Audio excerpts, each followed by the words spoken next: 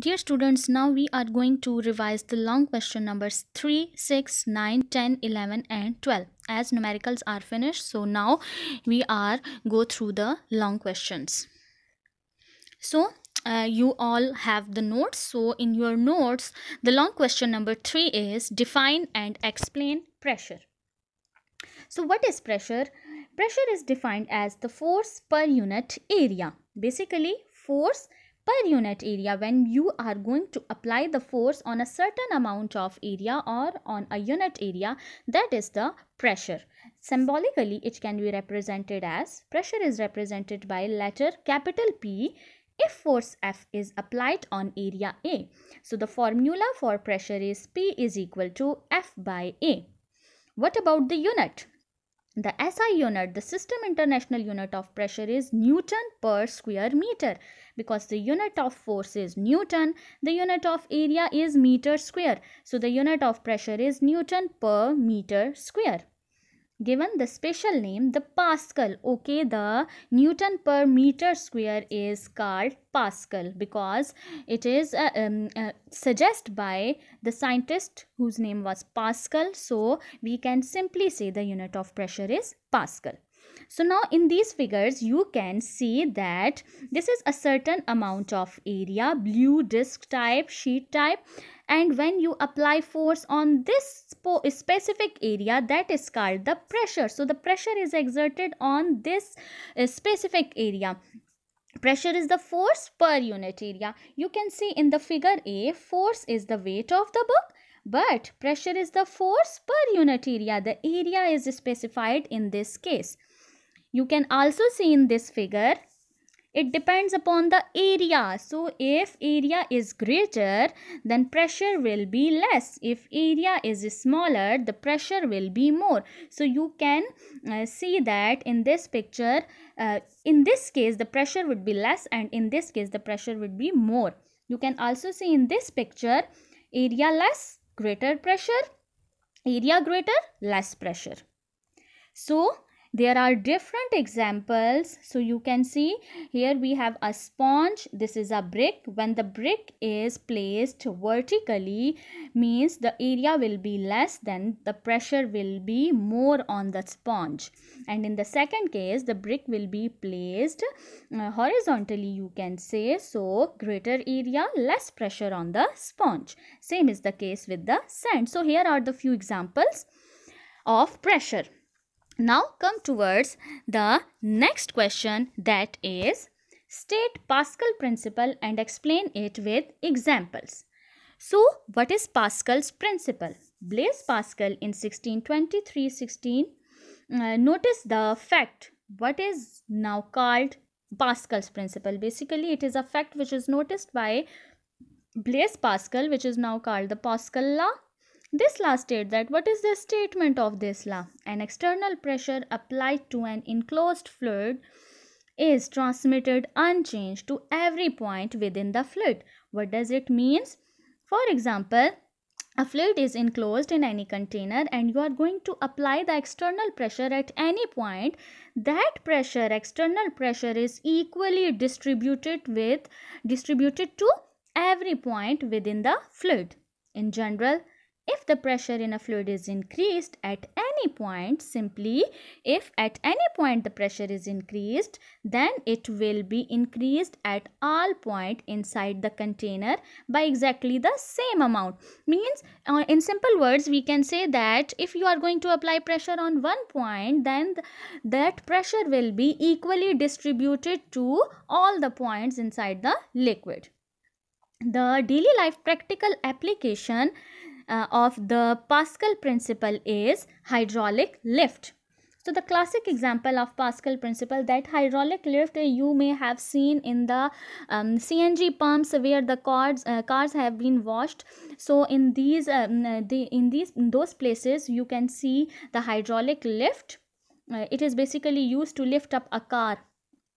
So classic example is Pascal principle is the hydraulic lift, which is shown in the figure. You can see here the construction of this hydraulic lift is, it consists of two cylinders.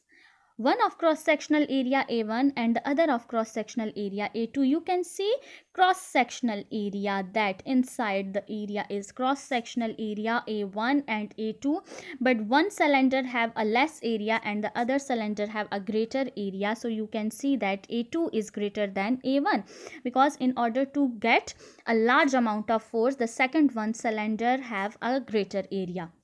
The cylinders, each of which is fitted with a piston. These are the pistons which are fitted just above these cylinders, are connected by a tube and filled with a suitable fluid, usually oil, called hydraulic fluid. Now, in this whole container, a fluid is used, usually the oil, that is called the hydraulic fluid. Now, initially, the pistons are at the same level and exposed to atmosphere. Initial level of the pistons are same. Now, suppose we pushed one piston with a force F1. If we are going to apply the force on this piston, force F1, we are going to push. Then, due to our force, the inside of the container, there is fluid is present. So, when we apply force on this specific point, that pressure is distributed equally in the whole fluid and we will get output from the other side. So the pressure in this situation, in this case, for this case, P1 is F1 by A1. Similarly, the pressure on the piston lifting vehicle is P2, which can be P2 is F2 by A2. When we apply pressure P1, so we will get pressure P2 from the other side.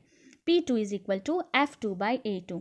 So by Pascal principle, according to Pascal's law, the pressure applied at any point is equally distributed in all the to every point in the fluid, means the pressure at one point is equal to the pressure at another point. So P1 is equal to P2, putting the values F2 by A2 is equal to F1 by A1. So in order to isolate F2, multiply A2 on other side or both side, and from here A2 will be cancelled. So F2 is equal to A2 divided by A1 multiplied by F1. This is the basic equation. So F2 basically depend upon the ratio of the areas. The second one, area of the cylinder is greater, that's why we will gain a greater force on the other side. So by applying a small force, we will get a greater force. So depending on the ratio, the force F2 can be as large as required.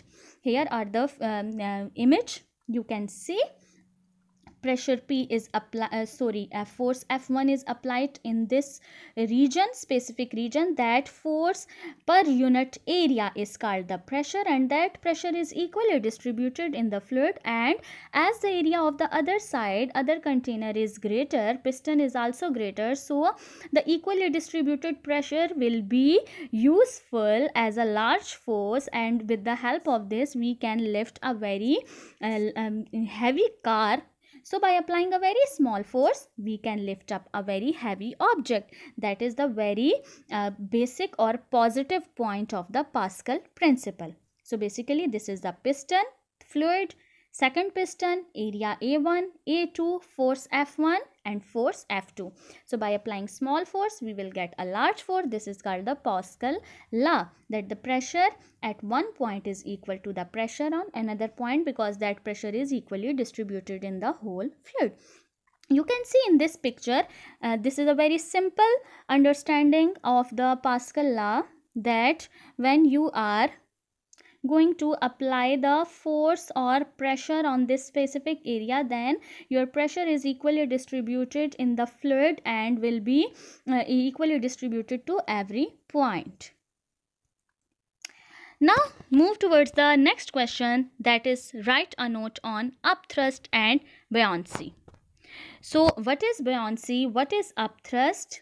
Basically, upthrust is the upward force of the water, we can say. When an object is immersed in a fluid, the pressure on the lower surface of the object is higher than the pressure on the upper surface. The difference in the pressure leads to an upward force acting on the object due to the fluid pressure, called upthrust or buoyant force, and phenomena is called buoyancy. Means when an object is dipped in the water, it depends on the situation, then either it is fully dipped, fully immersed or partially immersed, but Inside the water, from bottom, it will experience an upward push. That upward force of that liquid or the water is called the upthrust or buoyant force, because it is a force which is pushing up. So that is called the buoyant force, and this phenomena is called buoyancy. If you try to push a piece of cork, means cork being less dense, it can never sink in the water. So when you are going to push the cork, you can feel an upward force. Or simply, if you are trying to push a balloon in the water, you are experiencing a upward force, that is called the buoyant force, pushing the cork back up. So in the figure you can see the weight of the cork acting downward, but the buoyant force acting upward. So the net total force, we can say, that would be equal to the FB. So F up is greater than F down because pressure is greater at the bottom of the beaker, and hence the fluid exerts a net force upward. Means when the force of buoyant force is greater, then the object will on the surface. You can see in this figure buoyancy, weight of the object acting downward, but the buoyant force is acting upward. So buoyant force is the upward force, that's why it is called upthrust. And must kept in mind, if the buoyant force is greater, then the object will float. If the buoyant force is less, the object will sink. Here are the few examples of different materials, because depending on the nature of the material, in this figure you can see the cork. In case of cork ball, it is on the surface, means buoyant force is very greater, positive. In case of wood, also the buoyant force is positive.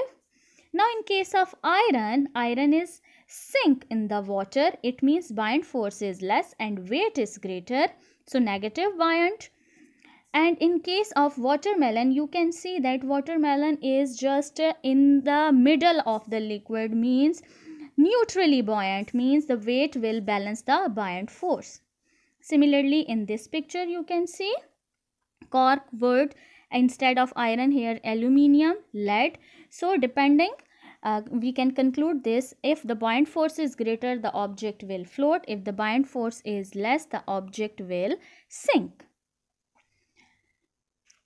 So that is the long question number 9.